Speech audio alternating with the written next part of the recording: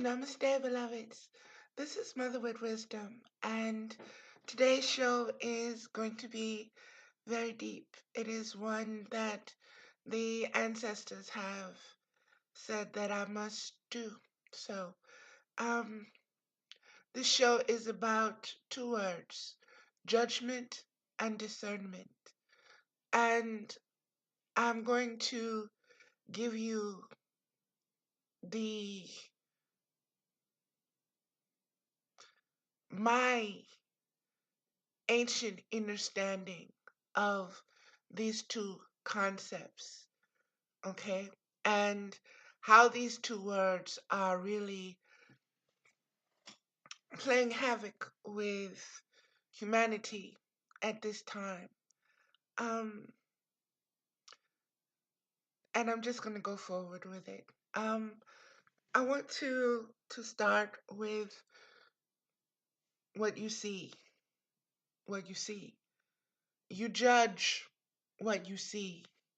You can judge this. You can say, oh, look at what she has on. She's immature.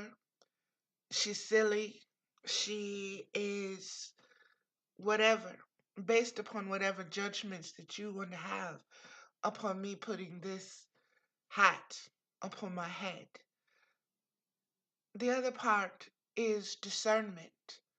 Discernment means looking at the unseen without judgment, with acceptance, with understanding that there is more to come, that there is more to unfold, that there is more to see, without preconceived judgment, without preconceived analysis, without preconceived thought, but with discernment comes allowance.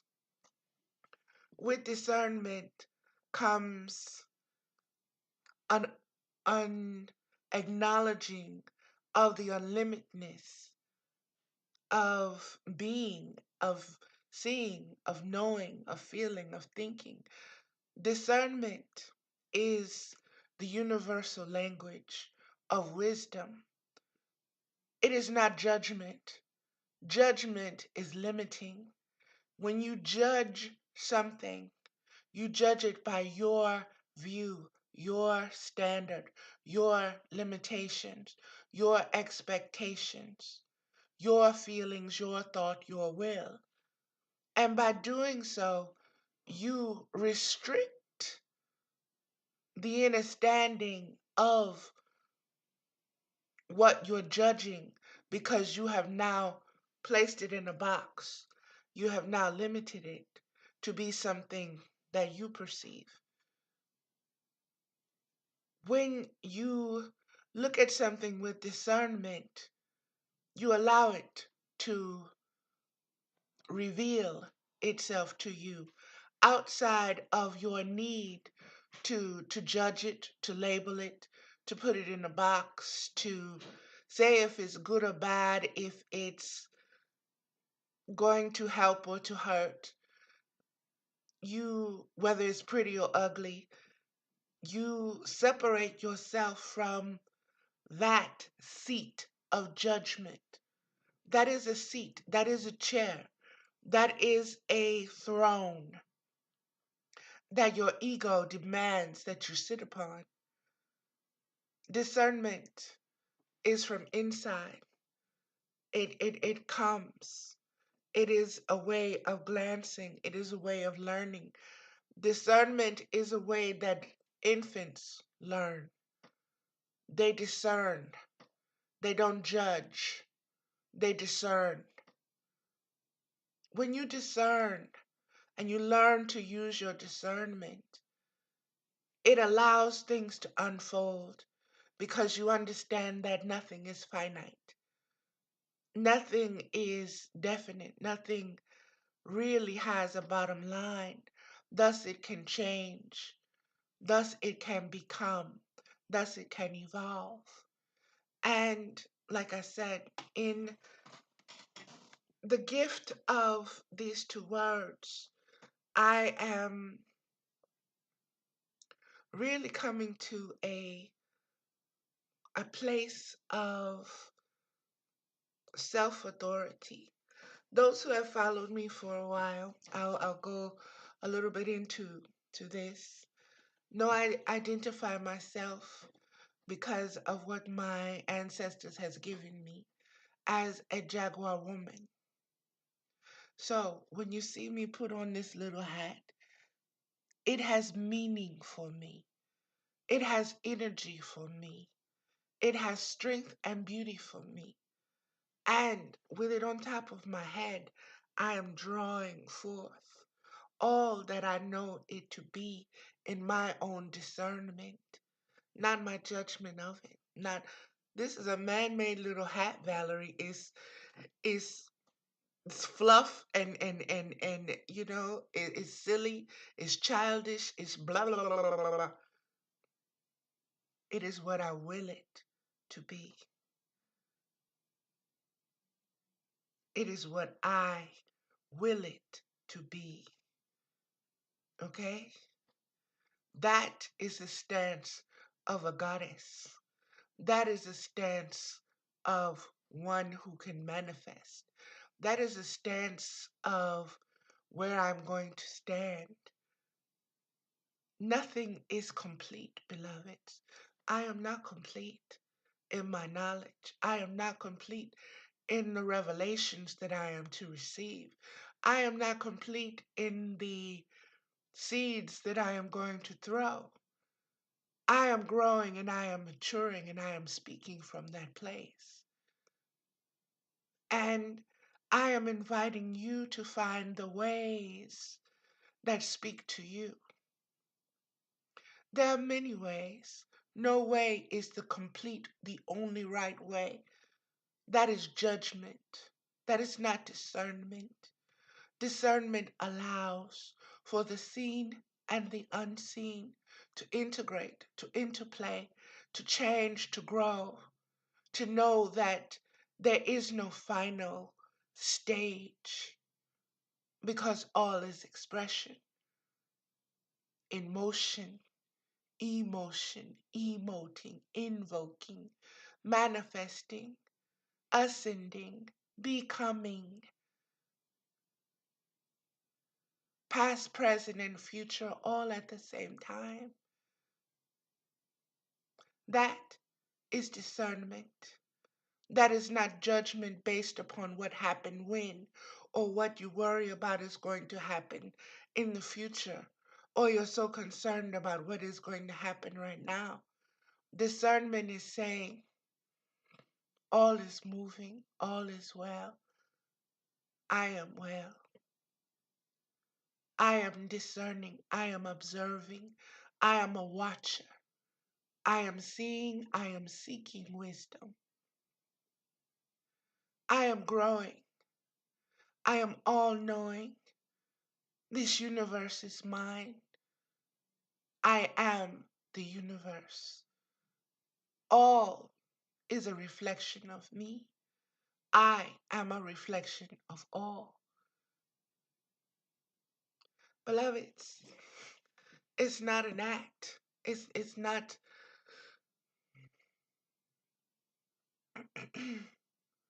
it's not something that you just put on and take off. It's something that you know in your being. Your worth is based upon this, and no one can take it from you. No one can come and say, well, your family was conquered, so you are less than a jaguar woman. You are less than the rulers that you used to be. You are less than because you did this, and that, and your God no longer loves you. Really? The things we tell ourselves, the things that we believe, the things that we let others who would judge limit us by. If you know yourself to be of the universe, then earth is just your stool.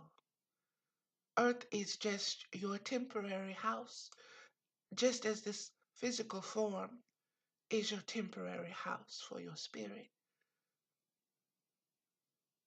You do not get caught up on the judgments of this flesh. You do not get caught up on the judgment of society's intentions for this flesh.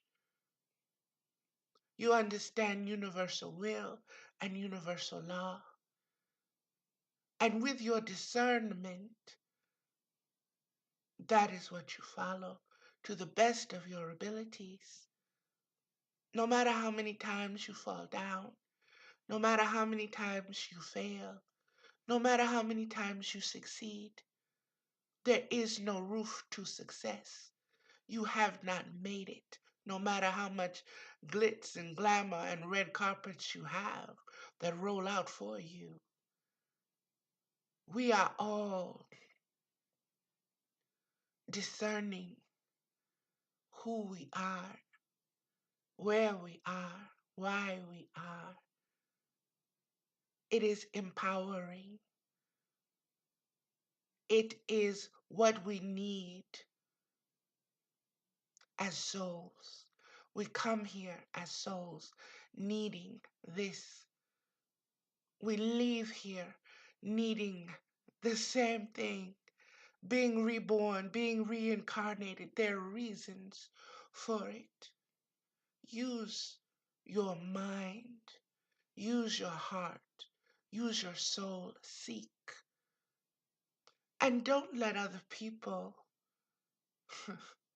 who, with their limited judgments and their limited sight and insight, tell you who someone else is or what something else is. Use your own wisdom, use your own skills of observation, use your own feelings, your own heart, your own thoughts, not someone else's, because that's their judgment. You're going to base your judgment upon someone else's for you. That's not being a leader. That's being a follower. A leader leads. He, she uses discernment as a vehicle, as a makaba. And it takes you all around the universe.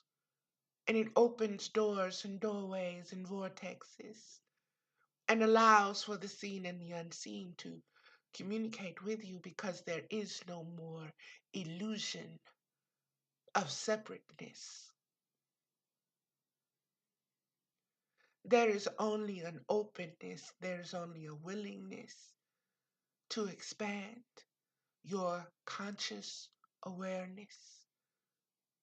Your conscious awareness. And beloveds, that is the most beautiful thing about you, is your conscious awareness. And when you learn to tap into that stream, that vibration, that frequency, that tone, you raise yourself to the understanding of the celestials, of the masters, of those who pay homage to the Creator. You ascend back to your original form, to your original process. You align yourself with your original will.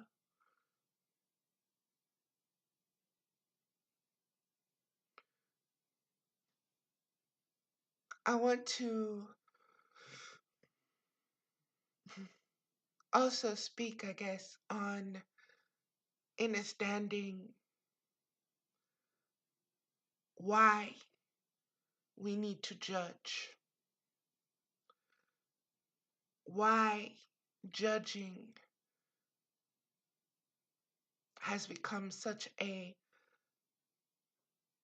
thread in the fabric of our society and in our weaving of our lives and in our tapestry and in our manifestations. We use judgment as our supreme tool, so to speak.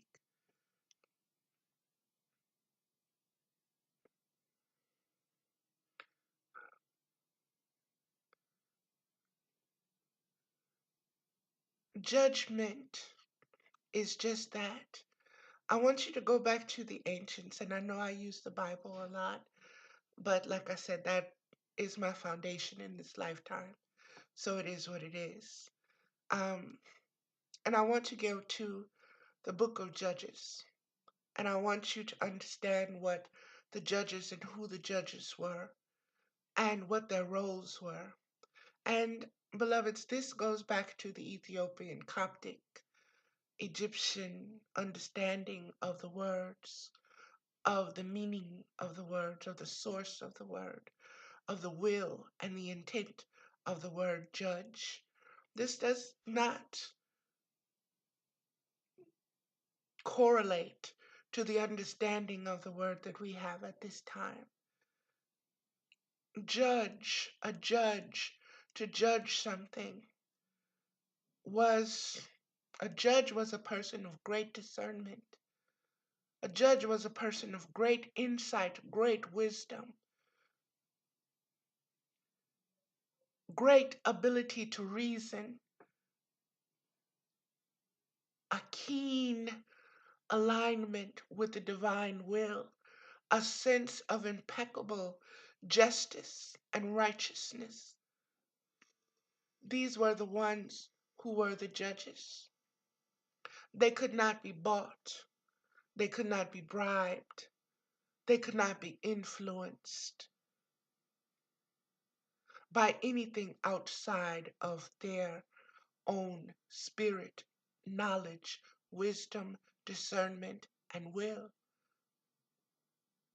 These were the ones who were oracles. These were the ones who were the leaders. These were the priests and the high priestesses. These words have changed. The meaning of these words no longer have the value that they once did. They no longer have the honor that they once did. They no longer have the respect that they once did. And that is because we sit in judgment of ourselves. No one has taught us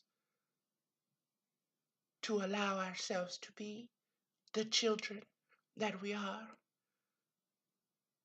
to toddle about and to fall down and to get up and to learn to use our reasoning to help us stand, to know where to place our feet, to know how to use the muscle and strengthen the muscles in our legs, to know the right shoes to put on to walk, to run, to stand. Now it's all about what it looks like. Doesn't matter how uncomfortable it is or if it's killing your kidneys or your shins or your back. If it's pretty, if it makes you sexy, then that's it. Do you see? This is the judgment that we've pronounced upon ourselves. This is the judgment that we've pronounced upon our children for the generations that are to come. And we look at them and we're like, what the hell?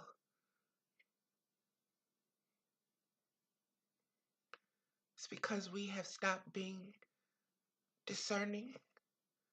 We have stopped looking for leaders with integrity, with character, with our best interest at heart.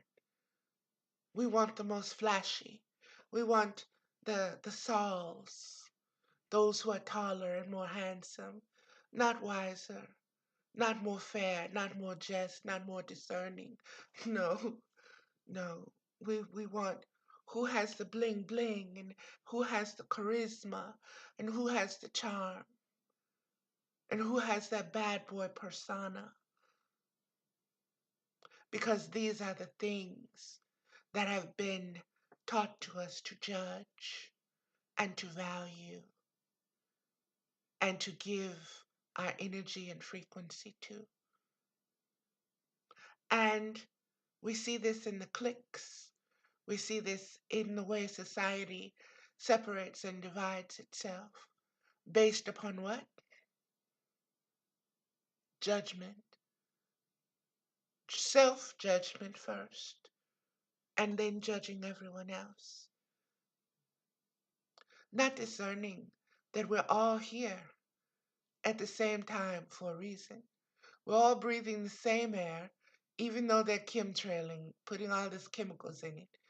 We're all drinking the same water, no matter how big of a filter you have. The sun is shining on each of us, no matter if you're in the Antarctic or if you're in Africa. That's discernment. That's not judgment. Judgment is saying, if you're over there, then you're a shithole country. If you lack this, then you're a shithole country. If you don't have this, if your skin is dark, you are nothing. You are less than human. You are animalistic. You.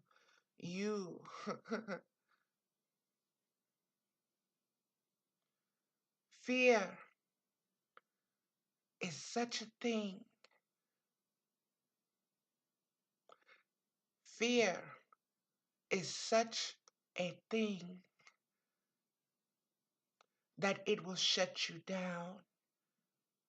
It will take your ability to reason from you. It will make you believe that the limitations are real. It will cause your heart to pound. It will cause you to freeze. It will cause you to stop breathing.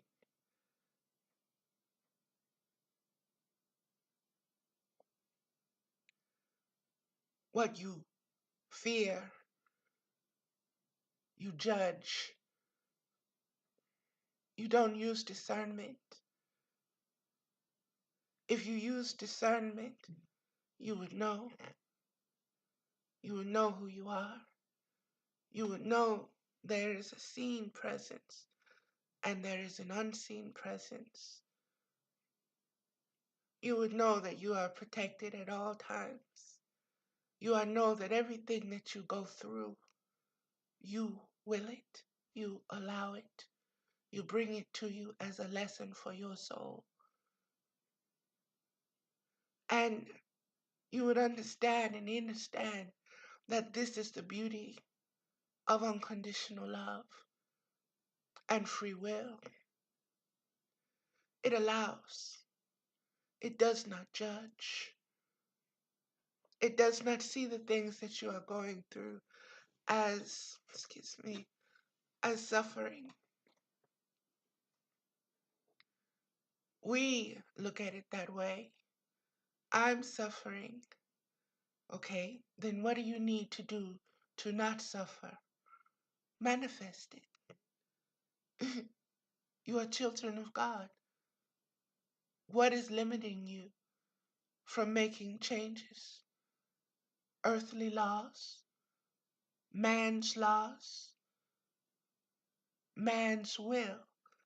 So you're saying that man's will is stronger than the Creator's will, that is greater than your will.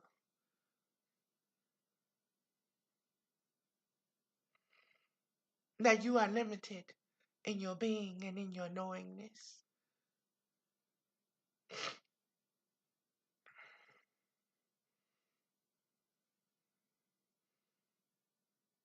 Beloveds,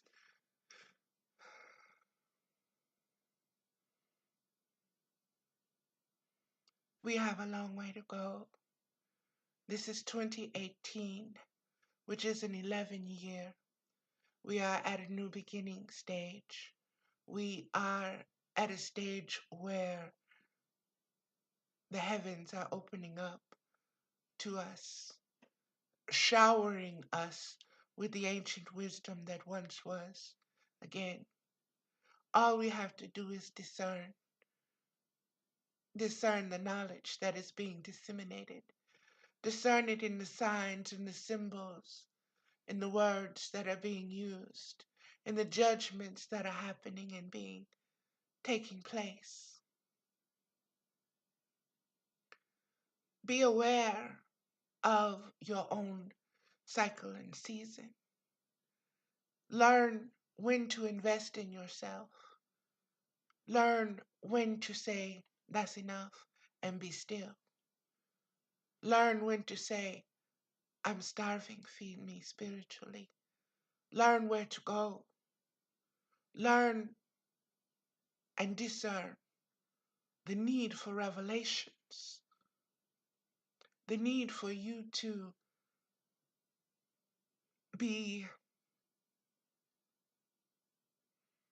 awake and aware and conscious of your awakening and your awareness.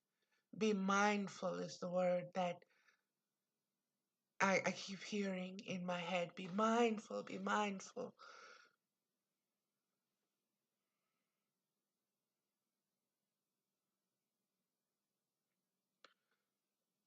Beloveds, another thing that is resonating with me um, is 2011 is a cycle of 11 is a master number on its own, but it also goes to the number 2. This is a time where souls who have been in a collective will start seeking themselves, will start remembering, will start pulling each other to them again. This is the nature of the number 2.